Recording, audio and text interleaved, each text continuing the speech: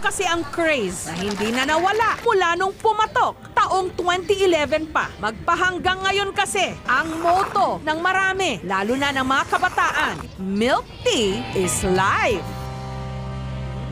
Bilang patunay na walang kasawa-sawa sa milk tea ang ilan dito sa Rizal, sa Nueva Ecija. Ang kanilang milk tea hindi isinuserve ng nakabaso lang, kundi naka-tower o galon. Ganon? Pakulo ito ng mag-asawang Bernice at Mark. Ang kanila raw kasing customers, sa ordinary milk tea serving, bitin. On the spot po, pwede po siyang orderin. Pero yung galon po, usually, maghihintay po ng mga 30 to 40 minutes para po magawa namin kasi mas matrabaho po siya gawin. Ang isang tower ng milk tea na 3.5 liters ang laman, 450 pesos.